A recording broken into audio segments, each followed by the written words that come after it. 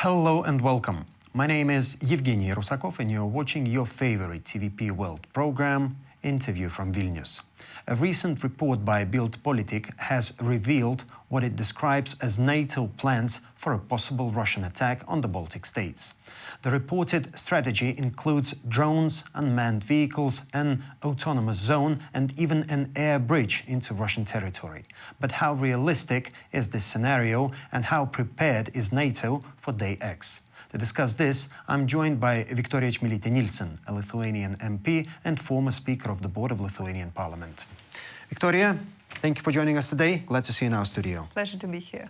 I guess you've already examined that article, that Bild Politik article, about NATO's preparedness in case if Russia decides to attack Baltic states. So how do you, in general, how do you assess this article? Well, I think there are two things to be said.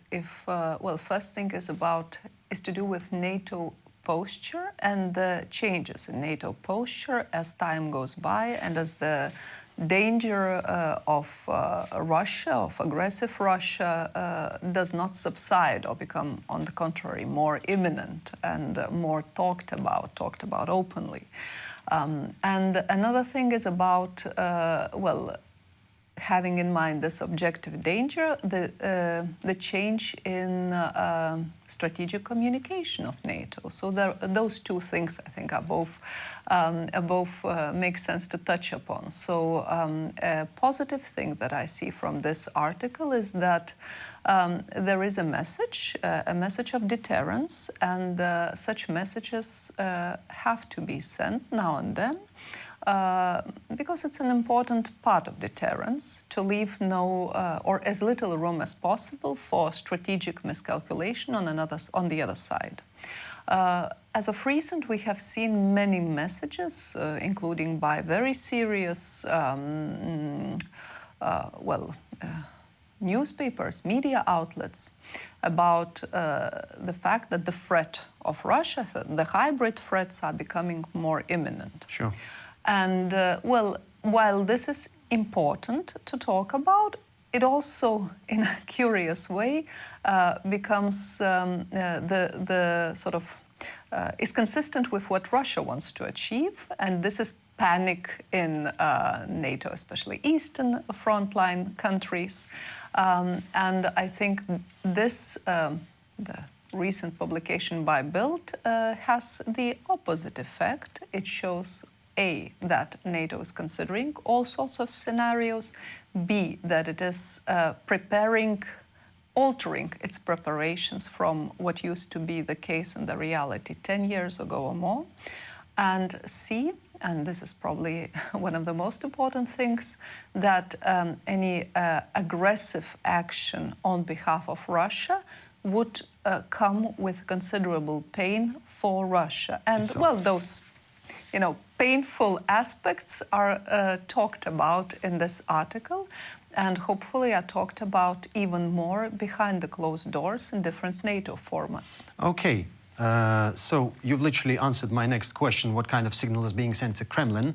Then I'll ask another question. Do you think Vladimir Putin and other Kremlin's officials understand this NATO's signal? I think, I am sure that within Russian hierarchy there are people who listen to the signals from NATO and assess them. Let's put it that way. Pay attention. Yes, I'm sure that pay attention and make certain evaluations. At the same time, we understand that in that hierarchy, there is in principle one person who makes decisions based on a very different, distorted view of reality from the one that we are. Unfortunately so. Yes, we are living and operating and making decisions and just leading our everyday lives in. So it is not necessarily the case that any signals by NATO will be heard and interpreted the way we would like them to by that one person, by Vladimir Putin. But nevertheless, of course, it's important that both elite, both military and civilian political elite of Russia, hear the messages that we have to send to them. And I think, well, articles like that, or, well, this is just one article, but strategic communication, this is what it is aimed at. That those who make decisions, those who press all sorts of buttons, because there are actually those people who do all those things, well, I would guess in the belief that it leads them to some better place, right? But that they understand that, well, these decisions will lead them to a much, much worse place than where they are right now. And even right now, the place is not so good as they hoped it would be. Okay, regarding this strategic communication, why do you think Bild Politik, which is considered by some of the skeptics a tabloid, was chosen for delivering such a message? Well, again, there could be different reasons. You know, sometimes it is just useful to choose something that you can easily have some distance in terms of attribution from. But I would not pay so much attention to the to the outlet of this information, more to the things that have been mentioned in the article, and they are reasonably serious. Let's discuss the article itself. So, according to Bild's article, strategy, one target would be Kaliningrad region. So, how crucial would Kaliningrad be for the Kremlin in case of the AX? Well, we know that Kaliningrad is very, very important for Russia. There is no doubt about that. But I think this goes very well with what I have mentioned before. Such plans, if they are made, and we can really assume that they are made in NATO behind closed doors. No one would, definitely say openly about that, and that's fair enough. But the main idea is to plan for that whatever act of aggression against NATO is taken, it comes at a considerable cost for Russia. And Russia has certain, any other country, it has certain places, regions which are more vulnerable, and Kaliningrad obviously is one of them. Okay, again, let's come back to that strategy. So the strategy proposes an autonomous zone along the borders with Russia and Belarus, where only drones and unmanned military vehicles would engage the enemy, with no NATO troops deployed. How do you assess this? Isn't this too risky? Well, I would assess this in terms of the realities of modern warfare, which are very much tested, unfortunately, against in Ukraine. And we know about the so-called kill zones, or the zones where, people have no business going to, because their lifespan is counted in minutes. And, considering that, of course, there are some effective ways to build defense on the ground and from the air. And, these are incorporated into NATO calculations. That, I think, is very natural. Again, I wouldn't make very far-fetched conclusions from this article in terms that this is the whole of NATO strategy. Well, obviously, it's not. Definitely not. It's hopefully not. Hopefully, yeah. But it's bits of it. But those bits sound reasonably, they sound reasonable, and they sound like they take into account the recent experiences and the capabilities which NATO countries possess today. And with present defense allocations will certainly strengthen in the upcoming months and years. That is really the aim. One aspect, perhaps, which I thought was more in the realm of wishful thinking, was the fact that, part of the strategy is counting on opposition forces in Russia. Why did I mention wishful thinking? Is because, the most realistic evaluation which we can have right now, and of course no one knows for sure, but basically that the majority of people who are willing to openly oppose Putin's regime are either out of the country today or kept silent, quite often by being imprisoned with huge, years of prison in front of them, unfortunately. And therefore, hoping for a big grassroots movement against Putin's regime, even if the things economically, socially become more dire, I think is wishful thinking.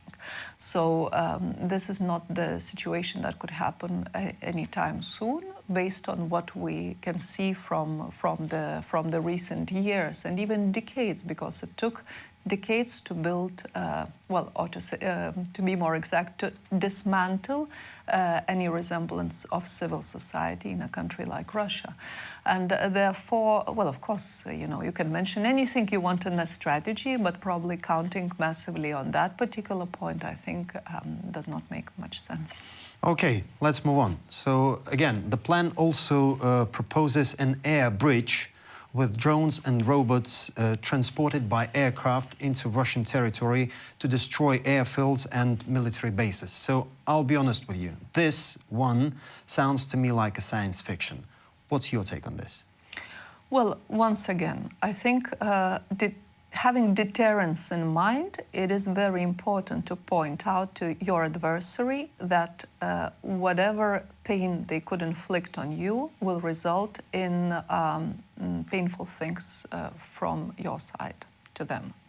And, well, we understand perfectly well, once again, from a very, very difficult experience of Ukrainians, that the only pain that starts to count is the pain which Russia experiences on their own territory. So, yes, I think it's completely reasonable that in any strategy that NATO has, which is aimed at protecting every centimeter of NATO territory, that it should include being able to target military positions inside Russian territory, with the aim that Russians go back to their own territory and do not cross their territory, neither by foot with aggressive inclinations, nor by drones or whatever other means they might use. So that, I think, again, is reasonable, a part of strategy aimed at deterrence. But of course, again, it makes sense now and then to say, I would say, in a half-lipped way, of the possible, of the menu that NATO countries and NATO as an alliance has for inflicting this kind of pain, should there be an absolute necessity for that. Okay, my last final question, briefly. So what do you think? How realistic is this strategy, and is NATO ready for day X? Well, I would answer it like this. I mean, NATO is... Not as a politician, but as a member of National Committee of Defense. Yeah, well, I'm the member of the Committee on Defense, also as a politician, obviously. Sure. I think NATO is more ready than it was, not as ready as we would like it to be. And this is the process that will always, always will leave more to hope for, because we want to make sure that there is no space for being attacked, that we are as ready as we need to be. And of course that has to be always strengthened, improved, and not all NATO countries are equally on board with understanding of this Russia's threat. But that it is taken reasonably seriously, more seriously than before, I think is a fact that we don't need to discuss, that the countries of NATO's eastern flank understand the threat very well, is also the case, and also that the defense financing of defense is going up. Again, we would like it to go up more quickly and more effectively, but that's probably a conversation for another time. Sure. But I think this is also, so things are getting better. They should get better not as slowly, faster. But we have a lot of work to do still in the months and years to come. Okay, so be it. Viktorija, thank you for joining us today. And I really hope to see you once again in our studio. Thank you so much. Thank you. And I would like to remind our viewers that our guest for today was Viktorija Čmilytė-Nielsen, a Lithuanian Member of Parliament and former Speaker of the Board of Lithuanian Parliament. You're watching TVP World. Stay with us.